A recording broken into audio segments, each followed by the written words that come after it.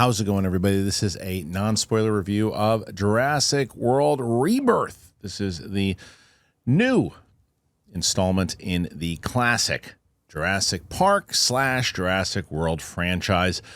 Gareth Edwards, Rogue One, Godzilla, the creator, and now he is doing Jurassic World Rebirth. This one stars Scarlett Johansson, and you also have Mahershala Ali, Ed Skrein, and others in this particular film. So the first thing I will say, so people go, well, are you a big, major, huge Jurassic Park person? Who am I watching to know where I land with you? Well, love Jurassic Park like everybody else. First movie is great. Not a big fan of number 2. The third one is what it is. And then I was like, okay, well, they're doing more Jurassic Park or Jurassic World. I liked the first Jurassic World. I didn't mind it. Thought it was a fun ride. I thought it was an interesting way to bring it back.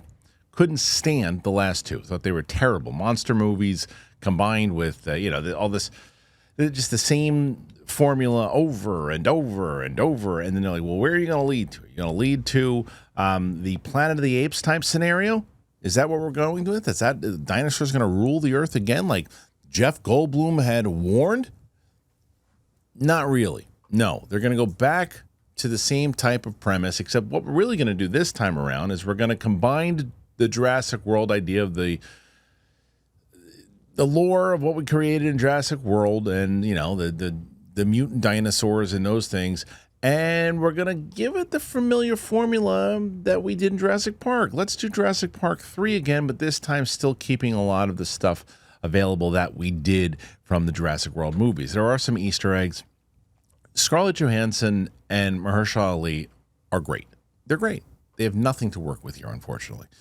Essentially, the story is that she is this kind of gun for hire that's brought onto the island, and the reason why they're going on the island is that they need to extract some blood from some of the dinosaurs that are still on there. Now, most of the dinosaurs have died off or are dying off in the world itself because they just couldn't sustain. That was the reason why it's not turning into Planet of the Apes, is because they can't sustain in the climate, except on the island close to the equator, which is where a lot of that stuff happened in the last Jurassic World movies, where the stuff had started. And so they're like, okay, she's like, oh, this is crazy. I can't do that. Well, we'll give you a lot of money. All right, I'll go. But I need my crew. So she takes her crew. Part of her crew, Mahershala Ali. And leading into that, they're like, okay, well, what do we do now? And the family gets involved. They have to bring a family to the island. And then, you guessed it, they got to get away from the dinosaurs. Can they get all the blood there? Is there a bad guy? Is there not a bad guy? You got to find out. That's the greed of Jurassic Park is always in there, right? So it's like a lot of the stuff in the same beats that you've seen. There's some where we have come as far as CGI and that stuff is phenomenal. I mean, like, you look at the accomplishment of what the 1993 Steven Spielberg Jurassic Park did and how that furthered what we're looking at today. And I even watched it recently, and the movie from like 1993, the CGI still looks good, but you compare it to now, I mean, it looks like real dinosaurs are walking around the place, and that part of it is extraordinary. And what I will say, what Gareth Edwards, I think, did very well is he kind of knew the assignment of what they asked him to do. They basically said, as I just mentioned before, do Jurassic World meets Jurassic Park 3. Can you make that happen? Yeah. What kind of script do we have? Yeah, not really a good one. But we do have Scarlett Johansson and Mahershala Ali, so they could probably take some crap dialogue and make it seem interesting, and they do their best.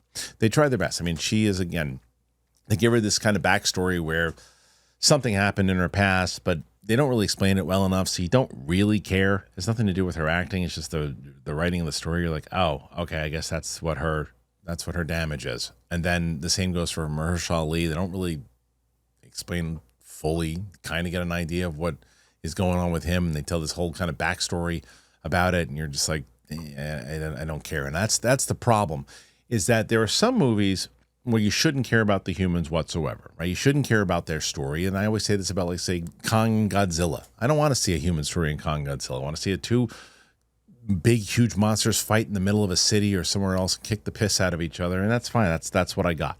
I think Jurassic Park should be more than that. I think you should care about the characters. I think the same way that you cared about, Alan, and you cared about everybody else in that first movie, and you really wanted to see what their backstory. You got a lot from them. In this, it's like you're trying to give me a story, but I just don't care. You have the music, you have the Jurassic Park music in there, so that's nice. And they try to do a relationship, kind of, sort of, but you don't really know the motivation behind it.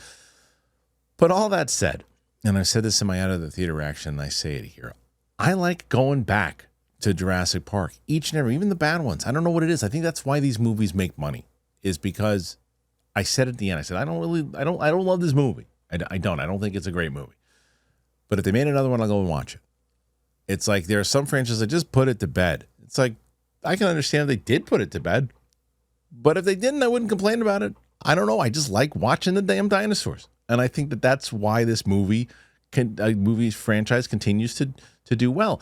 I just think that there's a way that you can do it. I like that original book by David Crichton, going back to that, kind of horror movie feel of it, that we've done these big, huge blockbusters so many different times, and the predictable storyline and the same story beats again and again and again and again, that if you want to switch it up, you do it a little smaller. And that's what kind of I was hoping they were going to do in that Land of the Lost kind of, Planet of the Apes thing. And they don't get there. It just goes in a generic way that everything is going to happen. They bring in that family because you got to have kids in Jurassic World. And as you saw in the trailer, the girl befriends one of the dinosaurs. And it's just like, and there's a character, as I mentioned, there's a character within that family that I'll say that they introduced in the beginning. And I just wanted the dinosaur to eat this person. And by the second half, and again, it's more the writing. It has nothing to do with the performance. It's the writing of the character. By the second half, I was like, okay, fine. The person is not as bad anymore. But again, because of the writing. I'm never emotionally locked into any of the characters too. I think that was one of the big issues. I was never really, the only reason I really cared is because it was Scarlett Johansson and Mahershala Ali.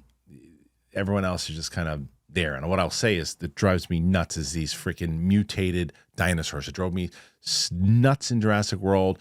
It drives me nuts in the Rebirth. And one of these damn things doesn't even look like anything near to a dinosaur. Well, it's mutated. It looks like a rancor. It looks like a rancor, acts like a rancor. It does everything like a rancor, and it's too goofy, and it seems like like a monster movie. It doesn't seem like a dinosaur movie at all. I think that because you've got so far away from what was terrifying in that first one, where the dinosaurs would show up, it's almost like what happens when what they say in the movie is that people kind of essentially just got bored of the dinosaurs and you go bigger and bigger and bigger, and that's kind of what they do, and it just kind of loses that magic, unfortunately. But who knows? Maybe it'll do, like I said beforehand, I think people will want to go back and see where they're going to go with it, so it could potentially make some money. Who knows?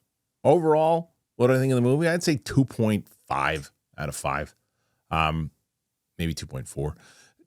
Lazy story, fine performances, cool CGI, good music, and it's predictable all the way through. But I think lazy is probably the word, unfortunately, that I want to use here.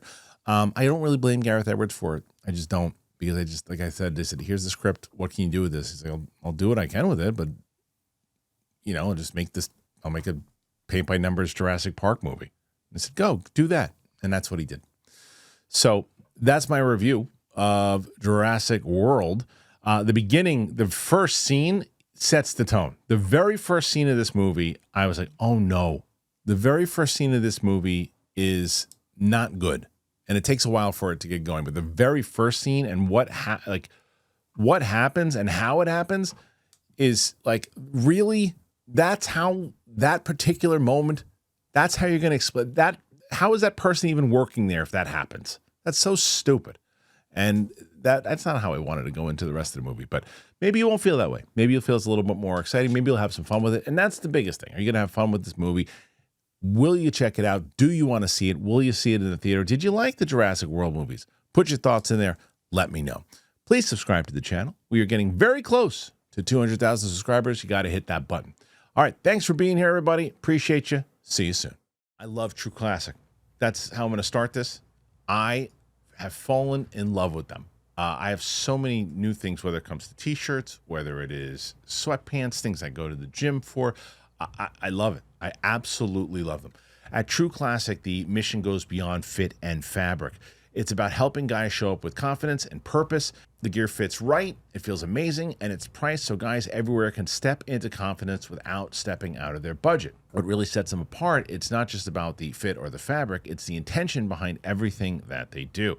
True Classic was built to make an impact, whether it's helping men show up better in their daily lives, giving back to undeserved communities, or making people laugh with ads that don't take themselves too serious. They lead with purpose. So I have been loving True Classic. I got them. I've got a bunch of things that, well, again, like I said, shirts, pants, and I told my wife the other day, I said, I don't know if I want to go anywhere else right now.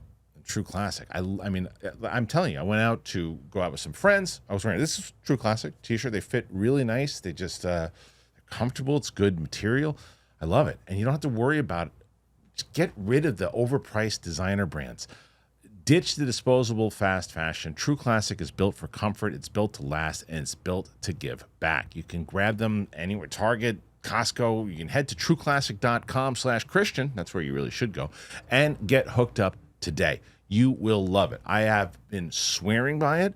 I'm telling you, this is me telling you straight up. I love this brand. I love True Classic.